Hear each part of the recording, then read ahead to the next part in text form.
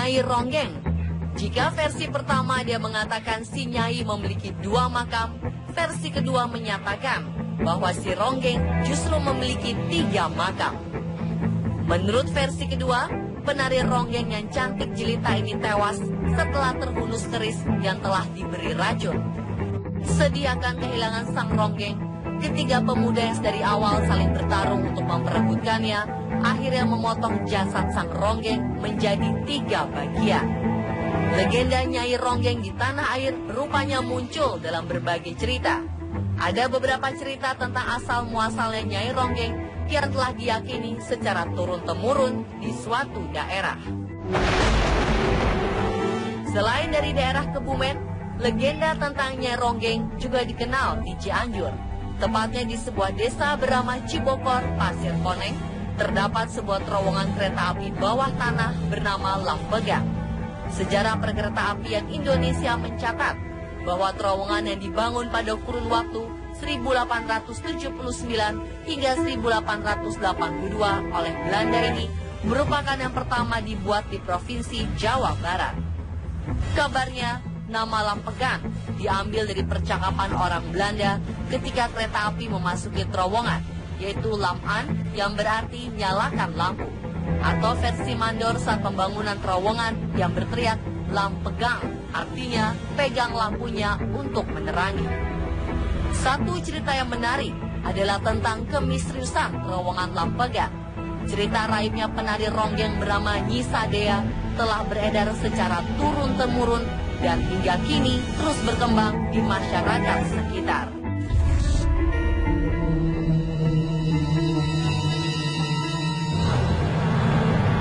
Diceritakan, pada 1882, terowongan Lampegang rampung dibangun. Untuk menghibur pejabat Belanda dan menak-menak periangan, diundanglah Nyi Sadea, seorang Ronggeng yang sangat terkenal waktu itu. Nyi Sadea memang sangat terkenal, karena selain muda dan cantik dengan wajah Indo, Nyi Sadea juga pandai berbahasa Belanda. Inilah yang semakin membuat Nyi Sadea populer di kalangan warga kelas atas Hindia Belanda. Usai pertunjukan, menjelang dini hari, Nyi Sadea diantar pulang oleh seorang pria melalui terowongan yang baru diresmikan tersebut. Dan sejak saat itu, sosok Nyi Sadea si penari Ronggeng paling jelita hilang dan tidak pernah diketahui keberadaannya. Masyarakat kemudian mempercayai bahwa konon Nyi Sadea telah diperistri oleh penghuni terowongan tersebut.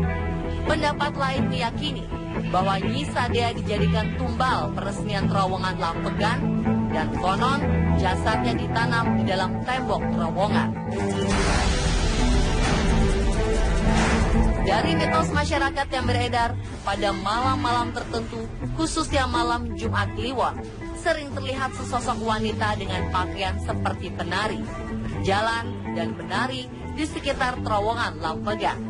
Dan pada waktu tertentu, masyarakat sekitar sering mengadakan ritual khusus dalam rangka mengingat pembuatan terowongan Lampegang ini.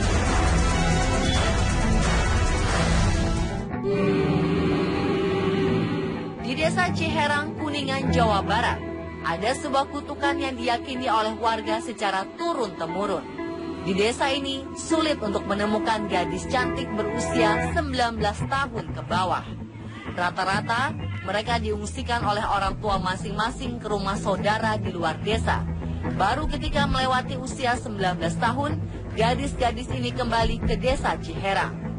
Konon, hingga kini telah ada 9 orang gadis cantik menjelang usia 19 tahun yang meninggal dunia dengan berbagai cara. Dari sini timbul pertanyaan, apa yang terjadi di desa ini? Masyarakat yakin jika ini adalah dampak dari kutukan yang diucapkan oleh seorang penari Ronggeng bernama Nyi Ratna Herang.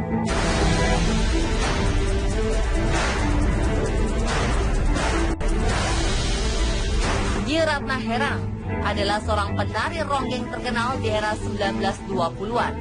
Nama Nyi Ratna Herang sangat dikenal, khususnya oleh masyarakat Kuningan. Di masa jayanya, Ratna Herang merupakan sosok wanita yang memiliki kecantikan di atas rata-rata.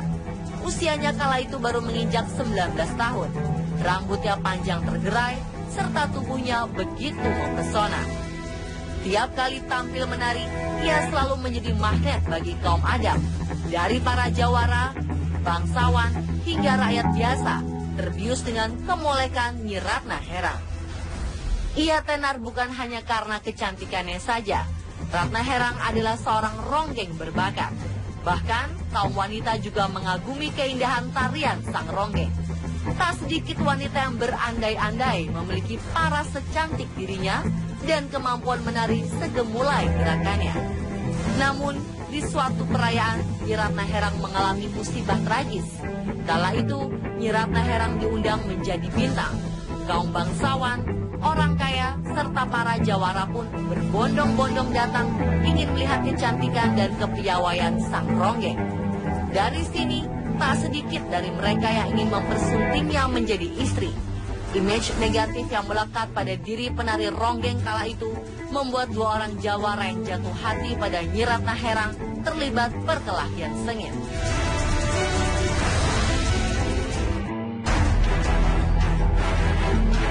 Keduanya berebut ingin bersama dengan sang ronggeng.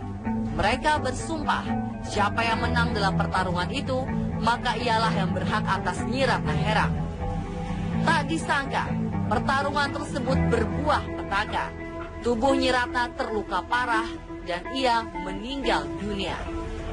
Namun, sesaat sebelum menghembuskan nafas terakhir, dari bibir sang ronggeng terucap kalimat, "Di sini tak akan ada perempuan yang secantik dirinya sampai umur 19 tahun.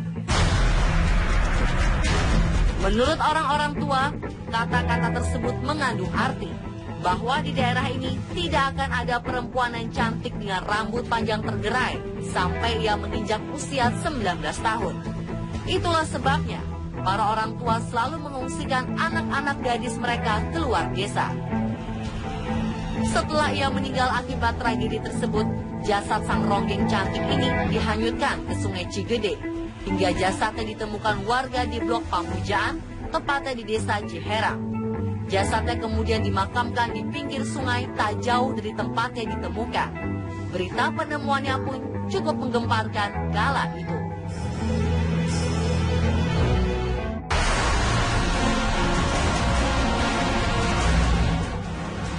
Tak hanya kutukannya yang terkenal, kini makamnya juga seringkali diziarahi oleh orang-orang, terutama dari kalangan seniman.